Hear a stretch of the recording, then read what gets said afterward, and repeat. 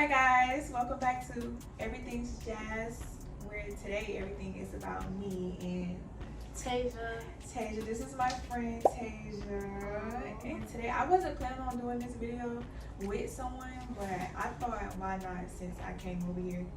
So today I'm doing part 2 to this video that I did. This video is 10 reasons why you are intimidated by me.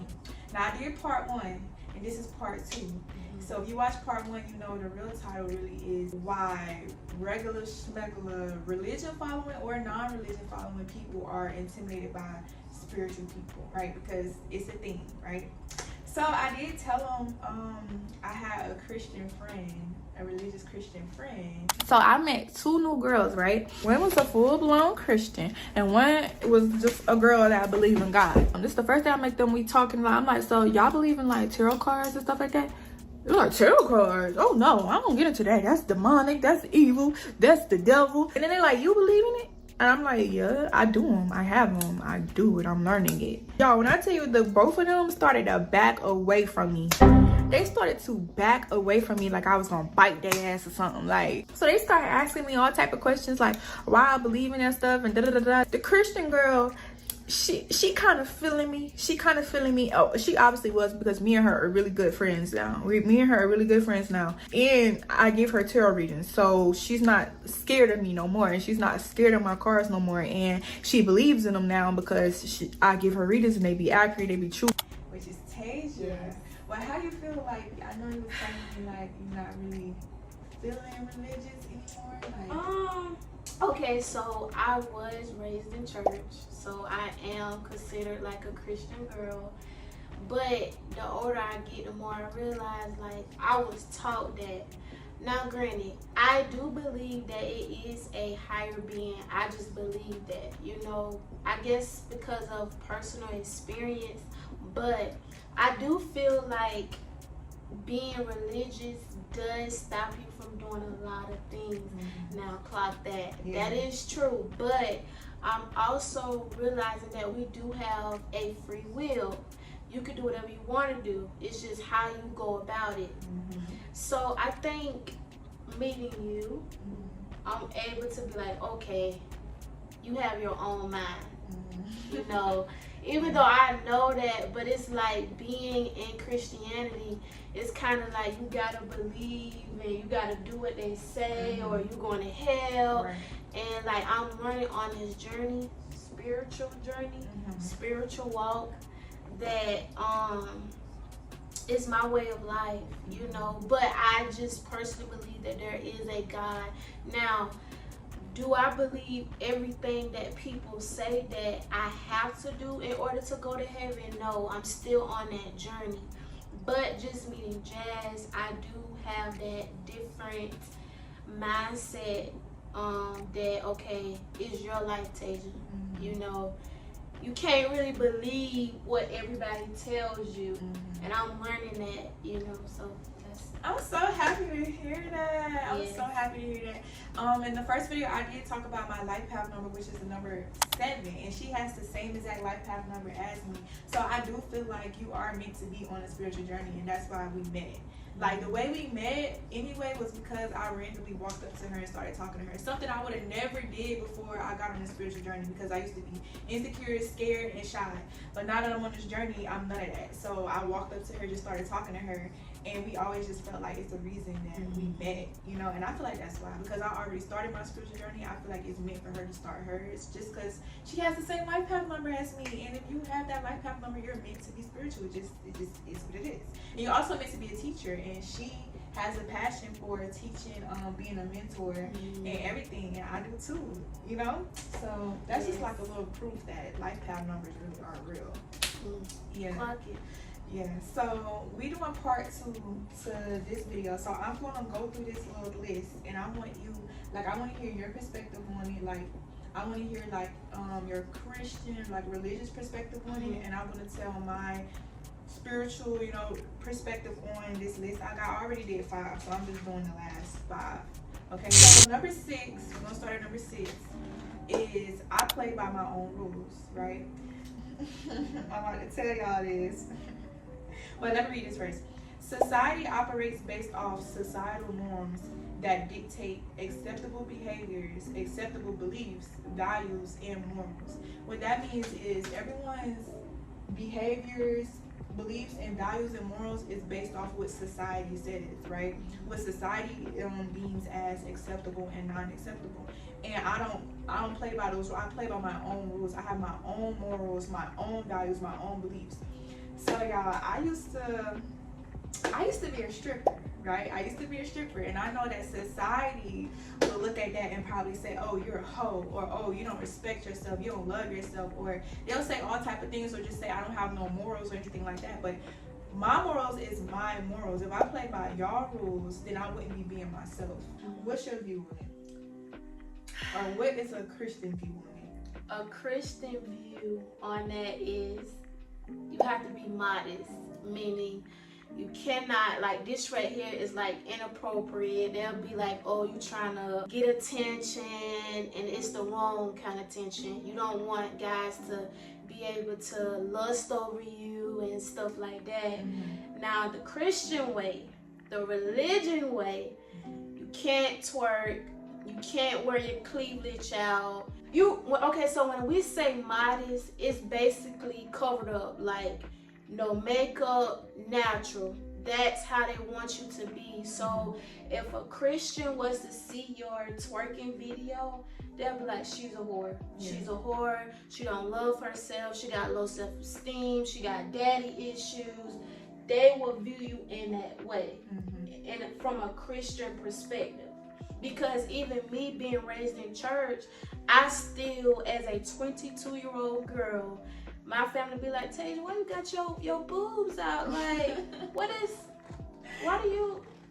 you trying to, like, oh my gosh, y'all, I have to say this. One of my family members, they was like, it's giving, sex, like you trying to sell sex. Like, if I post a video, they'll be like, girl, that's too much. Like, you trying to sell, like you trying to be sexy or something. Like, them not realizing I'm not that little girl no more. Right. You know what I'm saying? I'm grown. I finished college. I'm out in the real world. Like, you know what I'm saying? A lot of people got to realize when you get a certain age, you have to respect.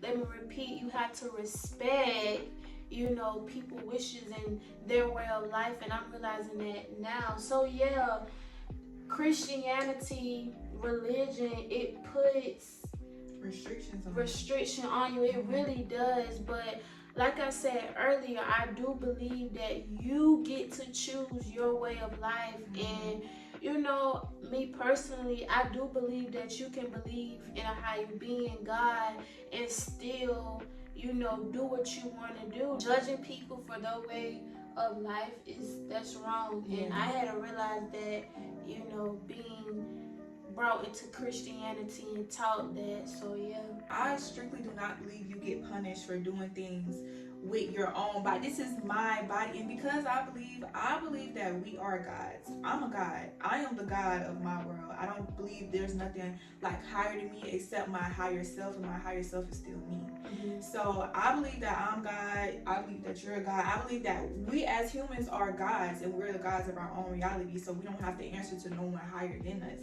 And that's just the difference between, like, and then even though we have our different beliefs, we still respect each other's beliefs. At the end of the day, we're just sharing our, y'all have a perception of, okay, you show your body, you're a stripper, you're a whore.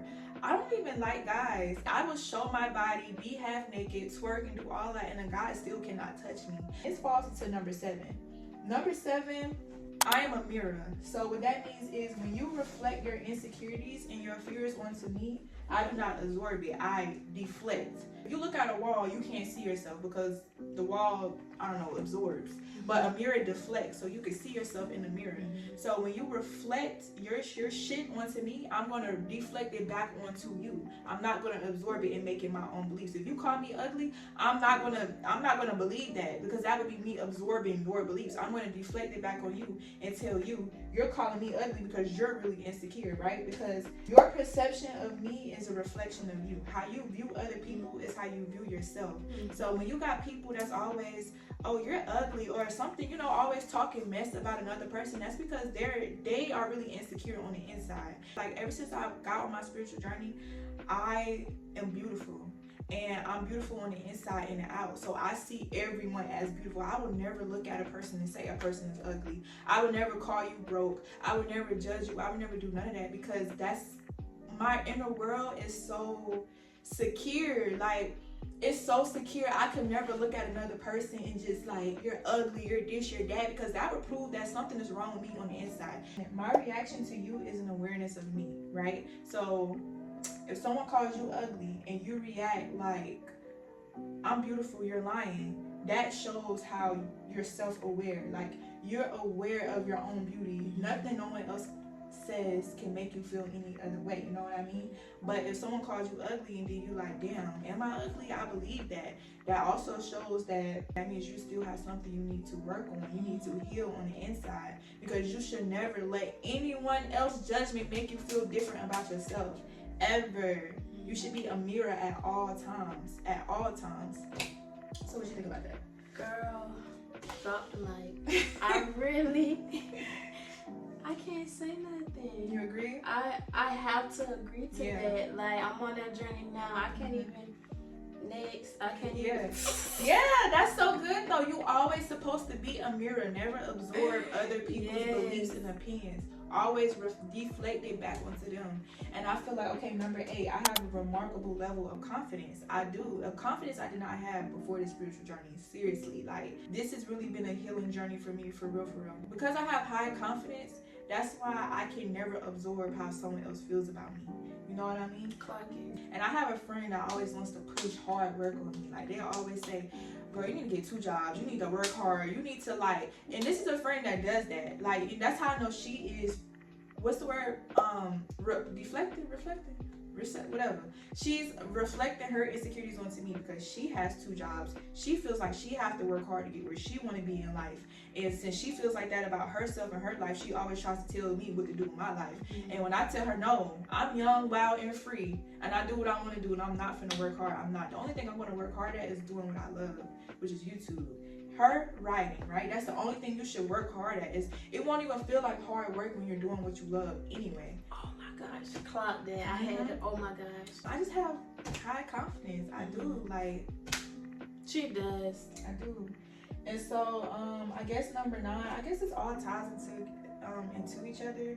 But I draw a lot of attention. Like, I stand out wherever I go. Like, people naturally gravitate towards me, and it don't have nothing to do with my looks or nothing. It's my energy. I have good energy, and I always have a smile on my face. I'm always nice to others. I speak first. I do things like that, and it makes people comfortable with me. It makes people gravitate towards me, want to talk to me, want to tell me their whole life stories. Like, people feel my good energy, so people gravitate towards me, and it makes me stand out. Even when I just walk into a room, I just feel like all eyes really do be on me, and it may be because of my diamonds too, because, you know, some people see my diamonds and they like, But what do your diamonds symbolize? Like, is it a beauty thing, like, or does it symbolize something like a sense of belief, or what you like? It's both. Okay. It's I do it because it's pretty, but also this is a representation of your third eye right here. So you see, like, Native Americans, they always like have a diamond here. They're very spiritual people, Native Americans. So they always have diamonds here. And when you just see a person with diamonds on their forehead, they're spiritual. It's a representation of your third eye. You have these eyes, but it's like you number 10, I can see through others. Like, I'm a truth seeker. You're a truth seeker as well, because that's what the number 7 means for a life path number. I can see things that others cannot see. You can't lie to me. That's one thing about it. You can't lie to me. That's another reason why people get intimidated by me, because you can sit in my face and you can say whatever you want. But because, like, I'm low-key a philosopher. Like, I do study human behavior for real, for real. So I could tell by facial expressions, your body language. You don't have to say nothing for me to know something. Like, you feel like you can see through people, like, very well? Of course. Yes, like you said, body language. When they start stuttering and they can't look you like, and you're lying. Yeah, I definitely had to learn that. Yeah. So. And when I was shy, girl, I used to talk like this. Or if I was lying, I couldn't look a person straight in their face because, and certain things that people just say, you just can't get nothing past a spiritual person, period. Because, you know, we just third eye is open. Intuition. And your intuition as well. Clock it. And I want to say, I go to clubs, I go to parties. When I used to go to clubs and parties, I used to just sit there. I used to be so shy, so scared to get up and dance. Also, all of that, y'all. When I go into a party, I promise you, I'm the littest person in the room every time. Especially if I'm drunk. I will turn. And then one thing about me, I love uplifting others. That's how you could tell, like, I'm just so good on the inside, because I love uplifting others. I love for my friends to get up and feel confident. I want everyone to feel just as good as I feel. So I feel like when I'm in parties, everyone gravitates towards me because I'm always uplifting others. I'm always like going up to other people, dancing with them. Like, my energy and my spirits is so high, and I love it so much because, boy, I used to be so shy, so scared. So y'all, I would be the best host for a party. All I need is a bottle. That's all I need. I'll turn the whole club up. I do it every time. I want to talk about being triggered too. If someone says something and you get upset or you get mad, then you're triggered, and that means a part of you is unhealed, right? So how do you think you deal with your triggers? I used to always feel like I had to defend myself. You lying, like, or cry my way out of things, or argue my way out of things. But now, how do I deal with triggers?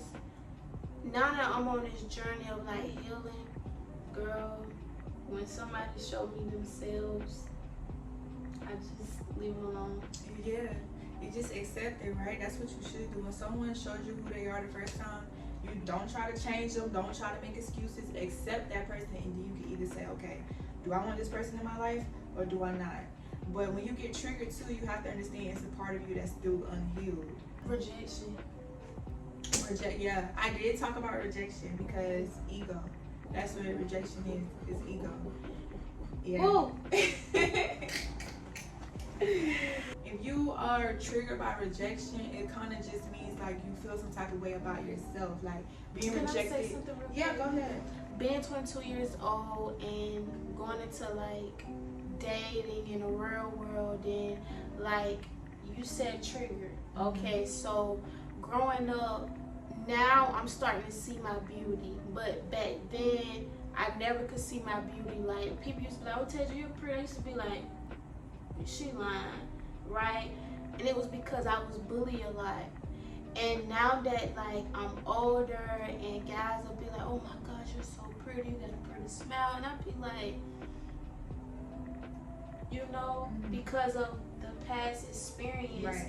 And like now that I'm older, and sometimes I don't always wait on a guy to like approach me. I have like kind of built a little confidence where I'll be like, okay, let me slide up in his DM. And sometimes I'll be feeling rejected. And you want to know why? It's because the past insecurities that I had. And it's like, why he don't want to talk to me?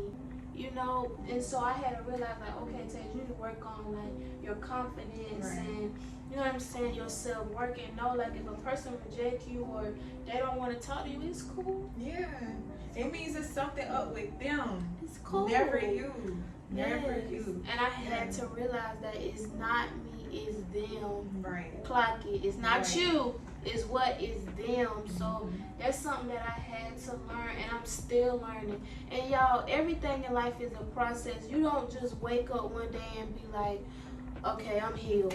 Right. No, it's an ongoing process, and I want y'all to clock that because that is so important. You do not wake up healed. You know, and a lot of people, no, black people, because I'm black, right. We don't teach our kids that trauma is real, that healing is necessary. Right. So if you are still going through trauma, go through the healing process, and I promise you, you'll feel so much better. I promise you, life will start flowing. Yes. You know what I'm saying? I had to realize that, and I felt like the reason why I was going through so much was because I was still holding on to past trauma, hurt, things that was just like bad in my life. And instead of me just going through that healing journey, I was just holding on to it. So everything that I attracted, oh my gosh, it never worked out for me. I either failed, went through depression, anxiety. Now, I don't know how y'all feel about this, but I was on TikTok the other day, no, matter of fact, yesterday, and somebody did say that depression, anxiety is a state of mind. It is. And that it's not real. We just tell ourselves that, like, I'm depressed. Because it's so easy to say, I'm depressed. Oh my gosh. Right. I'm dealing with anxiety. And when you tell yourself that, your actions will start to match it. Being happy is a choice. And when we was out feeding the homeless the other day, a random white man, he was standing there, he just said that out of nowhere. He was like, being happy is a choice. I turned around, I'm like, you know, because I say that every day, and I'm like, damn, like, every time people say stuff like that, like, you spiritual stone, like, how you know that? Like, you know, you conscious. You conscious because you know that. You're self-aware. You have to know that no matter what you see, you have to choose to be happy. I feel like that's a good way to start your journey, because you can't just wake up changed, but you can't just wake up and say, you know what, I'm going to choose to be happy today. And just keep telling yourself, I'm happy, and your actions will start to match it. Your subconscious mind, it just will start to match how you feel. That's why it's important to feed yourself positive things. Because if you tell yourself you're depressed, your actions going to start to match that. You're going to start laying in bed all day, crying, not doing nothing, but tell yourself you're happy. You're going to start doing stuff to make yourself happy. I'm healed. You gotta speak those positive. And it will become true. Yeah. Because the energy you put out, you will receive it back. Amen. Yeah. And that video we made about faith. Believe in yourself. If you want to be a singer, believe that you are a singer. Even if you don't see it in the present moment. I'm a writer, so I gotta constantly tell myself I'm an author. Yeah. You gotta believe you're it before you become it. You want to be rich? You rich. gotta say I'm rich. Girl, I'm rich right now. It don't matter what you see in your reality. If you tell yourself, you put out that energy like I'm rich. You don't have to see the money. Just know that the money is there and it's coming. It's gonna come. It's faith. I'm telling you. So y'all, get into it.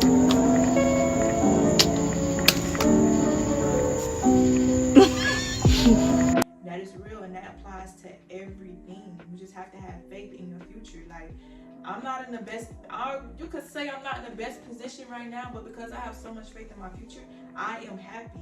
You cannot tell me I'm not rich. I'm rich. The money, I probably ain't got the money in my hands yet, but I'm rich, and so it's coming. It's coming. Yeah. Girl, I was getting emotional just now. I'm so glad we had this talk.